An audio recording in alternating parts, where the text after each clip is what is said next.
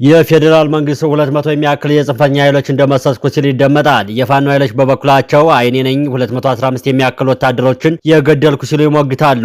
በጎጃም ሰማይ ስር የባሩድ ጭስ ሲጨስ በጎንደር መተማ መስመር የሞት ዜና ይደመጣል። ጦርነቱ ከሜዳው ውጊያው ባሻገር ወደ የቁጥሮች ጦርነት ተሸጋግሯል። ይባስ ብሎ የአማራ ክልል መንግስት ሰላም አወረድኩ ብሎ የፈረመው ስምምነት ከድርጅቱ ከተባረሩ ግለሰቦች ጋር የተደረገ የፖለቲካ ድራማ መሆኑ ሲገለጥ የጉዳዩን አሳሳቢነት እጥፍ ድርብ አድርጎታል። ዛሬ የቁጥሮች ጨዋታ የከሸፉ የሰላም ስምምነት ፖለቲካዊ ቁማርና በሰሜን ኢትዮጵያ እየተካሄደ ያለው ደም አፋሳሽ የሽምቅ ውጊያ እውነታ ከመጋረጃው በስተጀርባ ያለውን ሚስጥር ፈልቅቀን እናወጣለን። አብራችሁን ቆዩ። ጤና ይስጥልኝ፣ እንደምን አላችሁ? በያላችሁበት የዓለም ክፍል ሰላም ለእናንተ ይሁን እያልን በዛሬው መሰናዷችን ባለፉት ሳምንታት በአማራ ክልል በተለይም በሰሜን ጎጃምና በሰሜን ጎንደር አካባቢዎች ያገረሸውን ከፍተኛ ውጊያ ተከትሎ የተሰሙትን እርስ በርሱ የሚቃረኑ መግለጫዎችን በጥልቀት እንመለከታለን። የኢትዮጵያ መከላከያ ሰራዊትና የፋኖ ኃይሎች ያወጡትን መግለጫ እንደ ወታደራዊ ሪፖርት ሳይሆን እንደ ፕሮፓጋንዳ ዘመቻ የሚታይበትን ምክንያትን እንፈትሸዋለን። ከመሰረታዊ የዜና ዘገባ ወጣ ብለን እነዚህ አሃዞች የሚነግሩን ወታደራዊና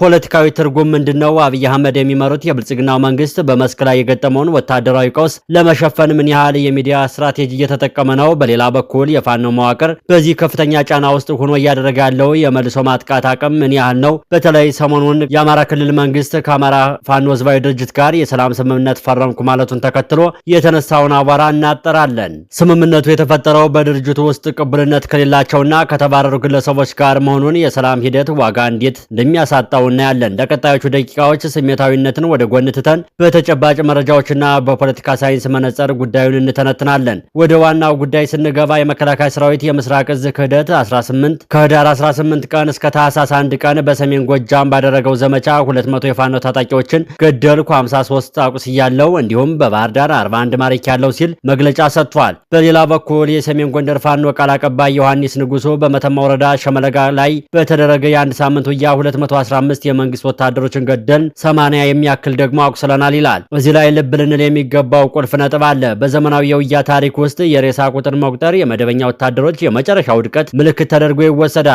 ለምን የተባለ እንደው ምክንያቱም አንድ መደበኛ መንግስት ከአማጽያን ጋር ሲዋጋ የስኬቱ መለኪያ የገደለው ሰው ቁጥር ሳይሆን ያረጋጋው አካባቢና ያገኘው የህዝብ ድጋፍ ነው።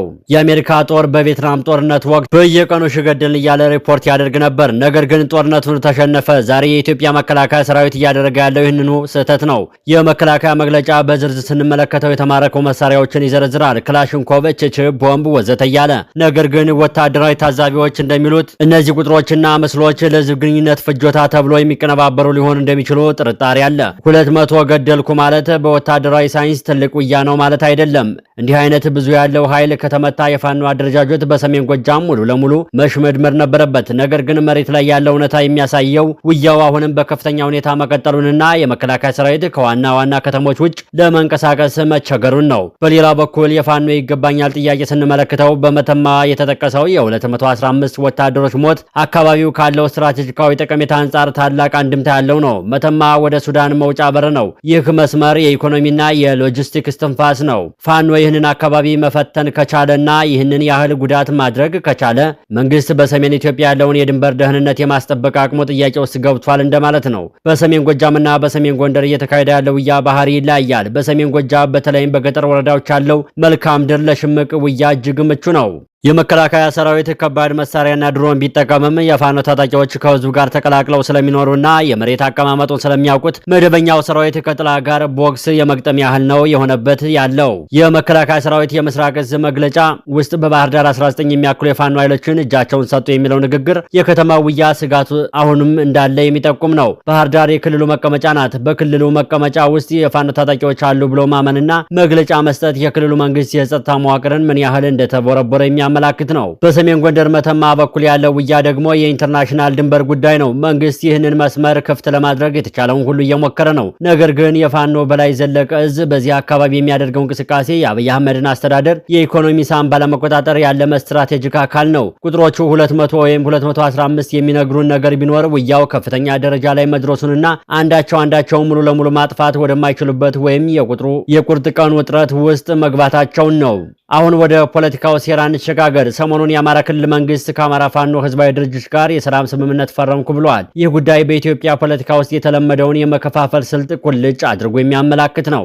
መንግስት የተፈራረመው ከማን ጋር ነው? ከመስፍን አባተና ማስረሻ ሰጤ ጋር። እነዚህ ግለሰቦች ከፋኖ አመራርነት በዲሲፕሊንና በክህደት የተባረሩ መሆናቸውን ዋናው የፋኖ አደረጃጀት አስታውቋል። ታዲያ መንግስት ይህንን እያወቀ ለምን ከነዚህ ሰዎች ጋር ተፈራረመ? መልሱ ቀላል ነው። አንደኛው ለዓለም አቀፍ ማህበረሰብ ሰላም እያወረን ነው፣ ነገር ግን እምቢተኞች አሉ የሚል የውሸት ትረካ ለመፍጠር ነው። ሁለተኛው በፋኖ አደረጃጀት ውስጥ ጥርጣሬ ለመዝራትና የትግሉን ሞራል ለመስበር ነው። ይህ አይነቱ ስትራቴጂ ግን መልሶ ራስን መንግስት ይወገዋል። ምክንያቱም መሬት ላይ ያለው ታጣቂ የሚያዘው አመራር ሌላ ሆኖ ሳለ ሆቴል ውስጥ ከሌላ ሰው ጋር መፈራረም ጦርነቱን ለአንድ ቀን እንኳን አያስቆመውም። እንዲያውም መንግስት ለእውነተኛ ድርድር ዝግጁ ባለመሆኑና አሁንም በሴራ ፖለቲካ እንደሚመራ ለህዝቡ ማረጋገጫ ነው የሚሆነው። የክልሉ ፕሬዝዳንት አቶ አረጋ ከበደና የፌዴራል መንግስት የሰላም ሂደቱን ለሚዲያ ፍጆታ ብቻ እየተጠቀሙበት ናቸው። ይህ ደግሞ በህዝብ ዘንድ ያለውን የመንግስት ቅቡልነት የበለጠ ያራቁተዋል። በእነዚህ የሚጋጩ ቁጥሮች መሃል የጠፋው የሰው ህይወት ብቻ አይደለም፣ የጠፋው ተስፋ ነው። በእያንዳንዱ 200 ገደልን መግለጫ ጀርባ የሚፈናቀሉ እናቶች፣ ትምህርት ያቋረጡ ህጻናት እና የፈራረሰ ኢኮኖሚ አለ። ሰሜን ጎጃምና ጎንደር የኢትዮጵያ የሰብል ምርቶች ቅርጫቶች ናቸው። ይህ ጦርነት በዚህ ከቀጠለ የምርት ጊዜን ካስተጓጎለ በቀጣይ ዓመት የሚጠብቀን ረሃብ ከጦርነት የከፋ እንደሚሆን ምንም አያጠራጥርም። የዓለም አቀፍ ማህበረሰብ፣ የሰማይ መብት ተቋማትና ተንታኞች እንደሚሉት ያለ እውነተኛ እና ሁሉን ያሳተፈ የፖለቲካ መፍትሄ ይህ ግጭት አይቆምም። ኃይልን በኃይል መፍታት ሙከራ ባለፉት 5 ዓመታት በኢትዮጵያ እንደማይሰራ በተደጋጋሚ ተመላክቷል። ትግራይ ላይ የታየው፣ ኦሮሚያ ላይ የታየ ያለው፣ አሁንም በአማራ ክልል እየሆነ ያለው የአብይ አህመድ አስተዳደር የኃይል እርምጃ ፖሊሲ ውድቀት ማሳያዎች ናቸው። ፋኖቹ የትግሉን ምክንያት የህልውና ጉዳይ አድርገውታል። መንግስት ደግሞ የህግ ማስከበር ዘመቻ ይለዋል። እነዚህ ሁለት ተቃራኒ ትርጉሞች እስካልተገናኙ ድረስ የሬሳ ቁጥሩ እየጨመረ ይሄዳል እንጂ የሚቀንስ አይሆንም። በማጠቃላይ የሚነሳው ነጥብ ቢኖር ጦርነት በቁጥር አይለካም፣ ድልም በሬሳ ክምር አይረጋገጥም። መንግስት የውሸት የሰላም ስምምነቶችን ለካሜራ ስራ ከማዘጋጀት ይልቅ የችግሩን ምንጭ ማለትም የፖለቲካና የፍትህ ጥያቄዎችን ለመመለስ ድፍረት ሊኖረው ይገባል። ተቃራኒ ኃይሎችም ቢሆኑ የህዝቡን ሰቆቃ ግምት ውስጥ ያስገባ ስትራቴጂ ሊኖራቸው ይገባል። ዛሬ ያየናቸው የ200 እና የ215 አሃዞች የስታቲስቲክስ መረጃዎች አይደሉም፣ የኢትዮጵያ ልጆች ናቸው። ይህ ደም መፍሰስ መቆም አለበት። በፕሮፓጋንዳ መግለጫ ሳይሆን በእውነተኛ የፖለቲካ ጠረጴዛ ላይ መፈታት ይኖርበታል የሚለው ዕለታዊ መልእክታችን ነው። ለአሁኑ በዚያ በቃን። ቸር ያቆየን።